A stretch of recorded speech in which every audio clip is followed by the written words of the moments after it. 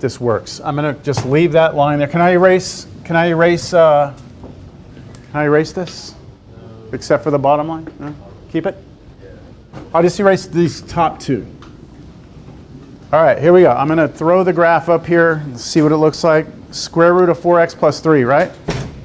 Was that the graph? Square root of 4x plus 3. No? Was that not it? It was? Oh, 1 over. Oh, okay. 1 over that. That didn't work. 1 over square root of 4x plus 3. So there's our graph in red. And we were at the point, what again? 2? 2, and then it was like whatever, 1 over root 11. All right, drum roll. So if I graph negative 2x over square root of 11 times 11, right?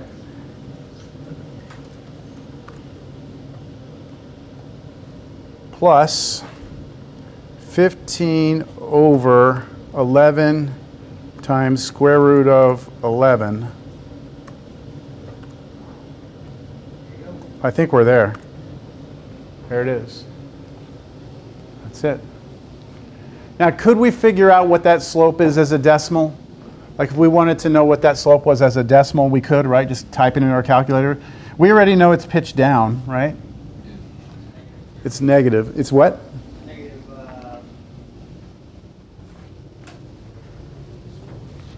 0.0548. Okay, yeah. So we could get the decimal if we needed it. All right, what do y'all think?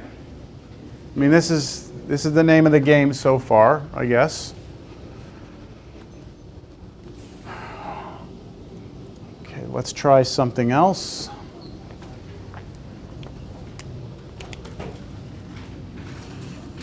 Find equation of tangent to the function f of x equals x to the 5th plus 3x plus 1 at part A, x equals 0, part B, x equals 1, part C, x equals 4, part D, x equals negative 1, part E, x equals negative 3, part F, x equals negative 10, part G, x equals what? What's wrong?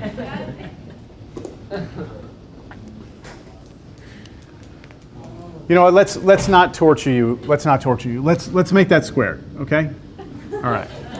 Let's make that squared. All right. So Erica. Oh, sorry, Annika. Annika.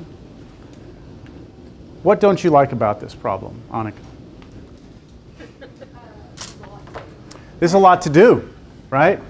Can you imagine doing this 2, 3, 4, 5, 6, 7 times, right? And I could do a couple more if I wanted to, right? Right? So maybe there's a more efficient way, right? Maybe there's a more efficient way. Like all of these, all I'm doing is I'm going into the formula, right? And for each of these, I'm just going to use this is A, this is A, this is A, this is A, and then I'm going through the formula, right? So why don't we do something clever? Why don't, instead of going and doing all these 7 different values, why don't we just say, let's just find the slope, find the equation of tangent line at x equals, let's say, I don't know, A. And let's just leave it as A. Okay. So what would the slope of the tangent line be, according to the definition, if I just left A as A? That means I'm not going to fix it at 0, 1, 4, right? So this would be the limit as x approaches what? A, okay, of f of x minus f of A over x minus A. So I can't replace this and I can't replace this time, right? And I can't replace this. But do we know what these are? Let's see. I gave you the function, didn't I? I gave you the function. So what is f of x? It's that, right? X squared plus 3x plus 1 right? What am I going to subtract from that? Whatever I get when I plug a in. But what do I get when I plug a into that function? The same function, just with a's, right? So watch this. I'm going to do parentheses a squared plus 3a plus 1. Okay, how important is it for me to have parentheses around this? Very important, because that minus gets distributed, right? Okay, all over what? X minus a. There it is. Now, Omar. Where's Omar? Omar. So right now, if I let x go to a, I should get what? 0 over 0. But maybe there's some way algebraically that these will cancel, right? Maybe I can get the x minus a to go away just like we did before. This time we don't have numbers for a though. So let's just do what we've been doing and let's just kind of clean this up. Limit x approaches a, x squared plus 3x plus 1 minus a squared minus 3a minus 1 all over x minus a. All I'm doing there is distributing through, right? Okay, Omar, anything good happen upstairs there? 1 and the negative 1. 1 and negative 1 cancel. Okay, so that got a little nicer, didn't it? Just a tad nicer.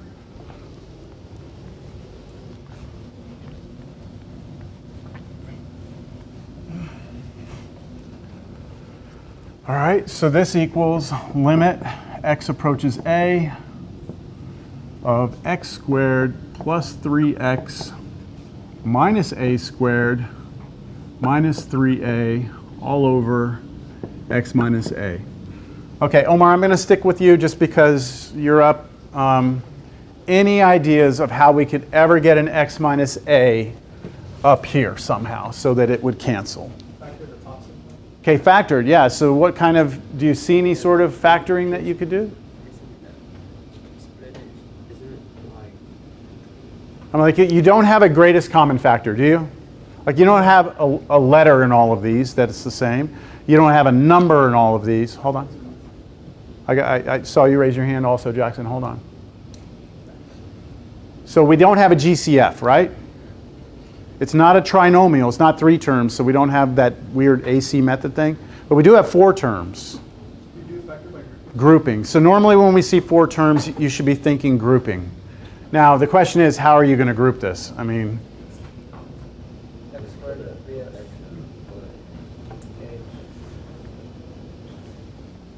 X. yeah. So how does grouping work? Remind me, because it's been a long time since I took college algebra. Grouping, you have like 4 terms or something like this, right? You have 4 terms. I'm just going to do this scratch work on the side, scratch work. Okay, I need to factor that. So how does grouping work again? Split it, right? So I'm supposed to, the way that I teach my college algebra students is you go right after the first terms, you split, first 2 terms, you split it. And then you try and do a GCF out of this. So these 2 alone, is there a GCF? Yes. Yes, what is it? X. Pull the X, you're left with X plus 3. Then you look at these 2 and try and pull a GCF. Negative A. Negative A, what are you left with? A plus 3, because you pulled the negative out, right? Now, did grouping work? You sure? They have to be the same. Yeah. These have to be the same for grouping to work, and they're not the same. So what do? We can rearrange. Rearrange this, okay? We can rearrange this up here. Let's rearrange it. Okay, so this didn't work because these 2 don't match. So how would you like me to rearrange that? The 2 squared. Put the 2 squareds together, x squared minus a squared, and then put the 3x minus 3a, like that. And that's a difference. Yeah, so let's try grouping again. If I do this, I'm supposed to be able to pull a GCF out of this, but there is no GCF anymore, right? Like there's no greatest common factor out of these. Is there a greatest common factor here? Yes. A 3, right? Let's just do that. If I pulled the 3 out here, I'd have plus 3, and I'd have x minus a, right? That's what I'd have. And then you saw a difference of squares here. Does everyone see that's a difference of squares? So the front becomes x plus a times x minus a, and it's very important that that's multiplication right there. So now when you look at this, do these 2 things have a common factor? Do they have something in common? X minus a, right? They have an x minus a. So since they both have an x minus a, we can factor the x minus a out. And what would we be left with if we pull x minus a out of this? X plus a. And then I have what would be left when I pull x minus a out of this? Plus 3. In other words, this becomes this.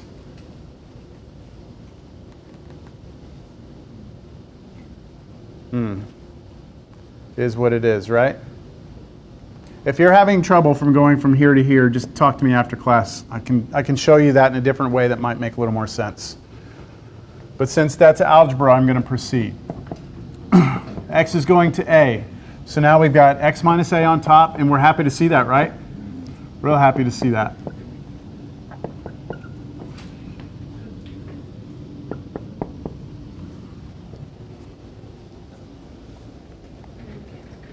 The x minus a is cancel. And now we let what do what? X equal everything. We let x go to a, right? Let's let x go to a. So if we take the limit and we let x go to a, that x becomes an a, that a stays a, and that's plus 3. So we get a plus 3, which is 2a plus 3. Whoa, okay. Marcus. So do you understand the magnitude of what we just did? Yes? Now it's going to be easy to answer parts A, B, C, D, E, and F. Because I have a general formula where if you give me the A, I automatically can spit out the slope without having to do that limit every single time. I did it one time. I did it one time symbolically for A, and I get a symbolic answer, a variable expression answer, where you just feed me the A's now. All right?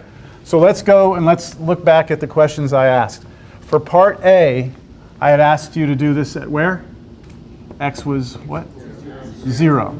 Okay, so Marcus, I'll put the function back up here for you, Marcus. I believe this was it. Y'all correct me if I'm wrong. Was it that?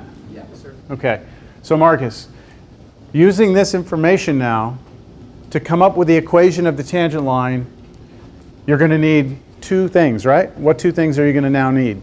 The slope. Slope, Y1. and then the y1, right? That's it. So let's get the y1 right now. Okay. So what would the y1 give you?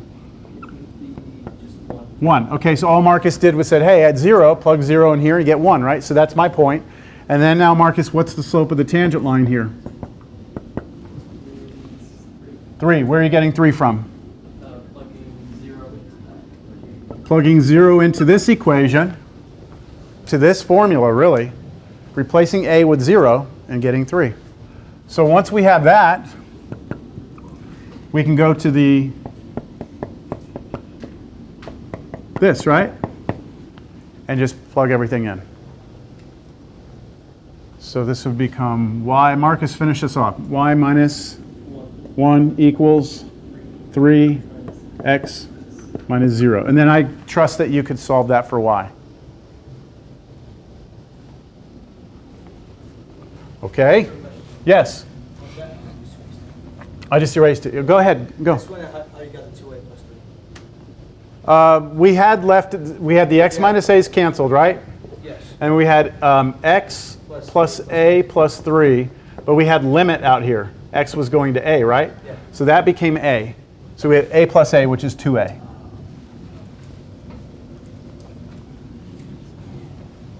All right, so what was part B? Now, what was, no, not, was it Jasmine? No. Yeah. Annika. Now that you see, now are you happier? Happier? So what was part B I'd asked to do? X equals what? 1? Okay, so what would you do now that you have x is 1?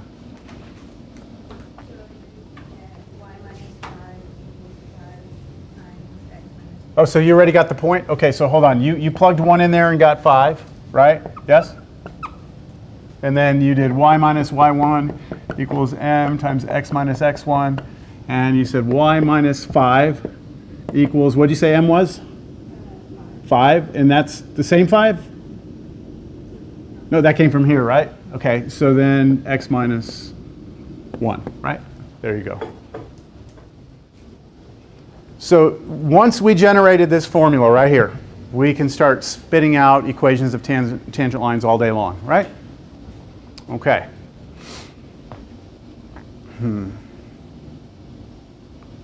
So really, I mean, generally speaking, if somebody hands you a function, right, like this, like say someone hands you some function, for every function that anyone could ever hand you, there should be some corresponding formula that would represent the slope of the tangent line at some point, right? Agreed? Like someone gives you a function, we should always be able to generate this formula. So this is pretty important, this thing, right? This thing right here? Yeah. You know what we call it? We call this the derivative of that function. Okay? This is where we're headed. Okay, we're not there yet, that's next class. But this thing that comes out, this general formula that always will provide you with the slope of the tangent line of a function is known as its derivative. Okay? We're just not quite ready to start talking that language yet. I just want you to know that this is a big deal. Because remember I said the title of this chapter was derivatives, and Cal 1 is really differential calculus, the calculus of derivatives. All right, let's see, are we ready to switch gears? Yeah, I think we're ready to switch gears. Yeah.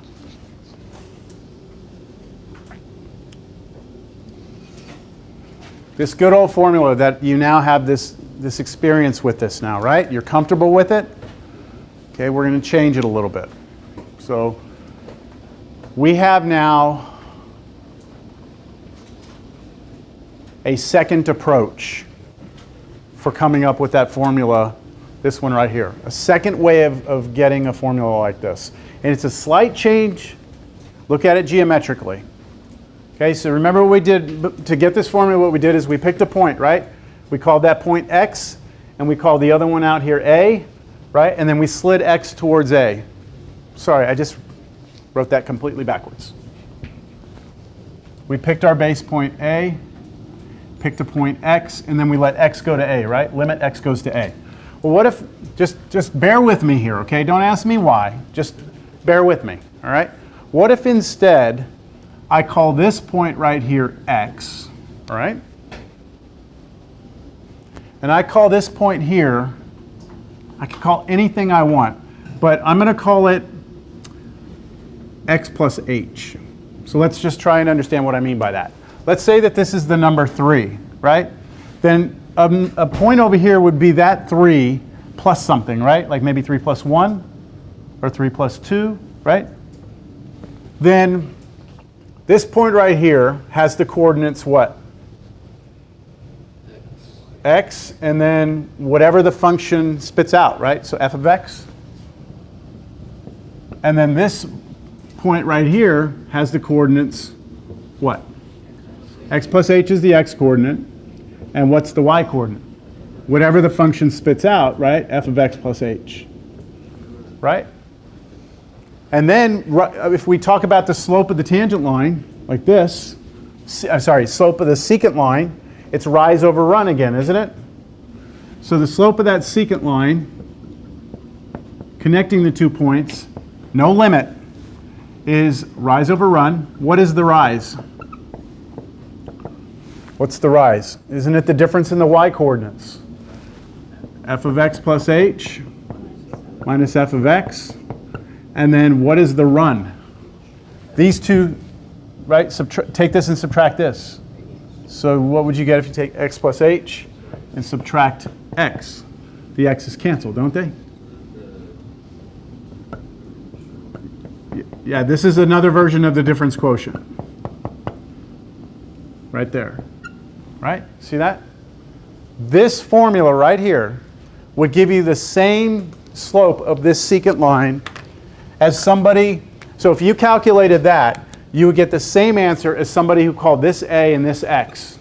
You get the same slope. It's just different notation, right? This is the difference, okay?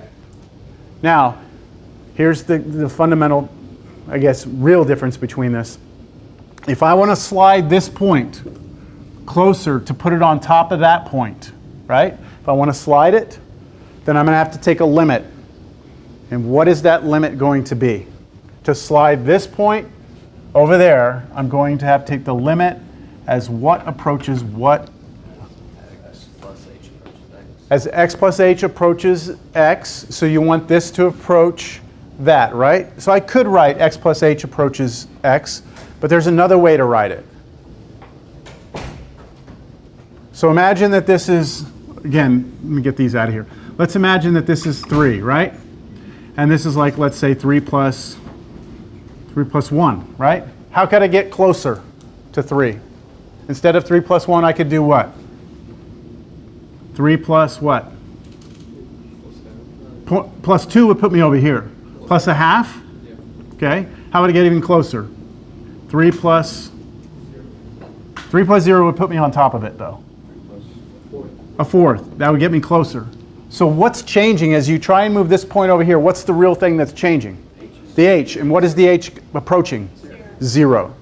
So if h approaches 0, if this number starts to go to 0, it starts to slide this over. Okay, so that's what our new limit's going to be.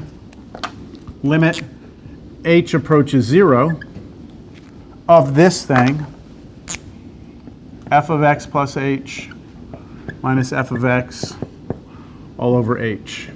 And this is what's known as the second version of the slope of the tangent line. Okay, so it all depends on how you label your function.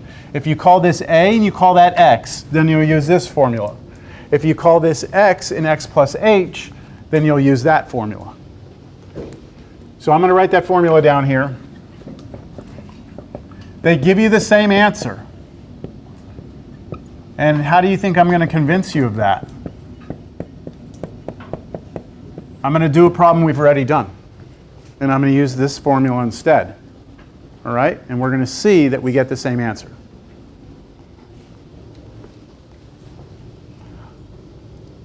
So you might be asking yourself, which one should I memorize? And my answer is both. Yes. Because sometimes this formula is easier to use than this formula. And other times, this formula is easier to use than that formula. And as we proceed on in this class, this is the one we're going to deal with most of the time, the second one. All right? All right, so the first example I did today was f of x equals x squared plus 3x plus 2, right? Right, that was the function. And didn't I do it at x is 0 first? Okay, and then I said that was too boring, so then we did it at what?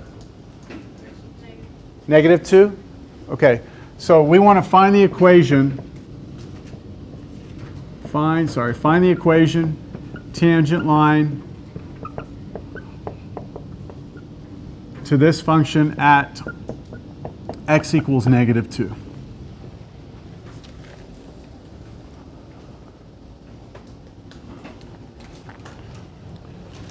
So in this formula, the second formula, the x in there that you see is what the a used to be.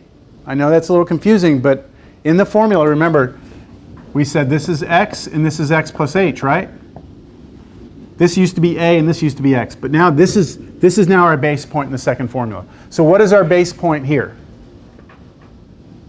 What's our base? Negative 2, right? Negative 2? Okay.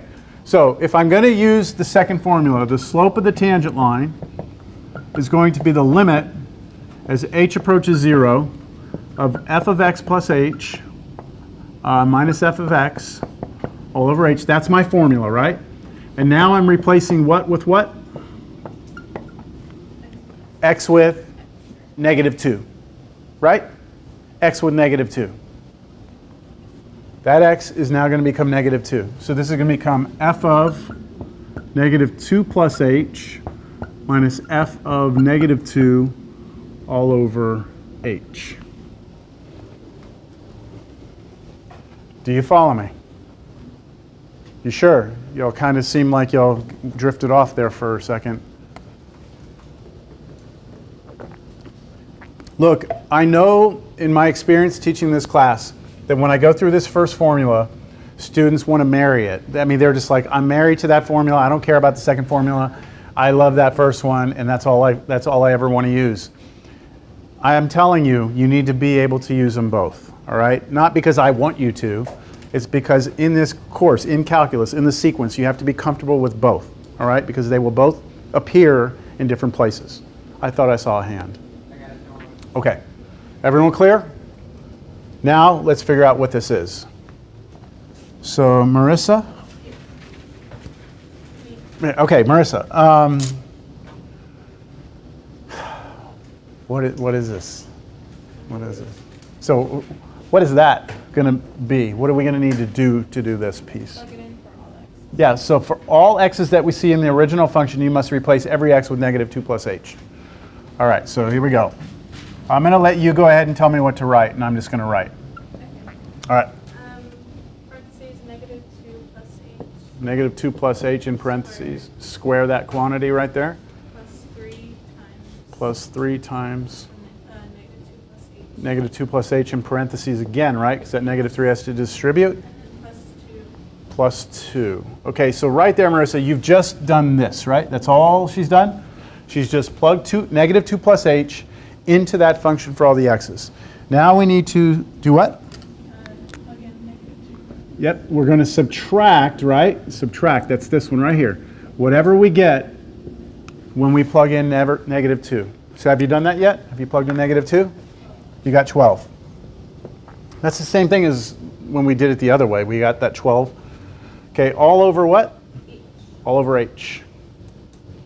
Okay, now, this right here, if you take the limit right now, you should get 0 over 0. So we've got to do some algebra. We've got to do some work to make what are we eventually wanting to cancel here? This h, right? Y'all see that? If h goes 0, we get 0 down here. We're in trouble. But the algebra should clean up. It should. Let's see. Limit. H goes to 0. Well, does that mean we have to actually square this? Yeah, that means we have to square that. All right, so you get it and FOIL it out, right? FOIL it out. Don't square each one. Bad, bad. Okay, so you FOIL it out. When you FOIL it out, you get 4 minus, yep, I said 2h. 4 minus 4h plus h squared. Okay, you want to keep going? I'll just keep writing everything. Minus 6 Minus 6 plus 3. plus 3h. And then minus 10. Minus 10. So you went ahead and did that to take away 12? Yeah? All over h. All over h. Okay, now, Marissa, I promise you that if you do this correctly, every term left in the numerator will have an h. Okay? If you messed something up, then there won't be an h up there in every term. So do you see something cleans up now? Yeah, all the constants go away. All the constants, do they? Hold on. What are we missing? Hold on, something's off. I need negative 2 minus 1. Something's off. Hold on. We squared plus 3 plus 2. When we plugged in negative 2, we did get 0, right? I mean, sorry, we did get 12? Yeah, the last problem. It's 4 plus 2 minus 6. Wait, no, it's 0. Hold on. That's 4 and then minus 6. It's 0. That's what it is. Okay, it's 0. Oh, the last problem you did negative 3. Did I do negative 3 on the last Yeah, problem? last problem. My apologies. But It's then my you fault. want them to be the same. I do want them to be the same, but we've come too far. Okay, so does everyone understand where the little problem is here? Okay. I changed the problem on accident and made that a plus. Everything we've done up here is correct, except that right there should be, that should be what? Is it negative 8? Hold on. Negative 2 squared is 4, right? plus negative 6, which is what? Negative 2, then plus 2 should be 0. Yeah. Right? When you plug negative 2 in here, you get 0. So you were right, just you didn't see my mistake. So that's 0, everyone. Got it? Okay. Now, That negative 10 is going to be 2. so this right here should be plus 2. So do you see how I started to go, what the hell's going on here? The reason I started doing that is because I know that if I do it right, everything should cancel except things with h's, and it wasn't happening. Now everything should go. The 2, the negative 6, and the 4 go away. All right. And we keep going, right? So I'll just rewrite what we have. Limit h goes to 0, and then negative 4h plus h squared plus 3h all over h. And now that every term in the numerator has an h, you can factor an h out and cancel the h. So I'm actually going to do that. I know a lot of people like to just be like, I'm just going to cancel an h from each one, and that's fine, but I'm actually going to write it out and pull the h. That, and then now they're gone. Now you can let h go to 0. I mean, yeah, at this point. And what happens, Marissa, you may as well finish it up. What happens if h goes to 0 now? You get negative 4 plus 3, which is negative 1. All right. Yeah, that's not the final answer. That's just the slope of the tangent line. So now the equation, right? And I'm not going to go through this step. I'm just going to jot it down. What's the point we're working with? Negative 2, 0. That's the part I messed up. And then the slope we have is negative 1. Then you can just go and plug into your formula, right?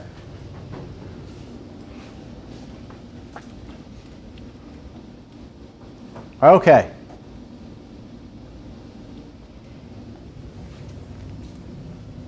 I don't think I've sold you on this as being useful. Have I? No? All right, let's do a quiz. We have 9 minutes. You can work together, but you're going to have to work fast. Find equation, tangent line. So everyone's going to do their own quiz on their own sheet of paper. Put your name, legibly, put your name on top, and put today's date. That's all I need.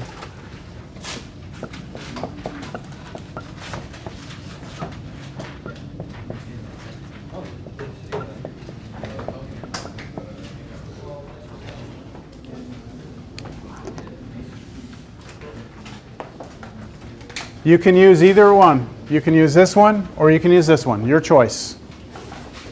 Y'all can work together. All right? See, you have 8 minutes, so let's see how far you can get. Might run out of time. It's all going to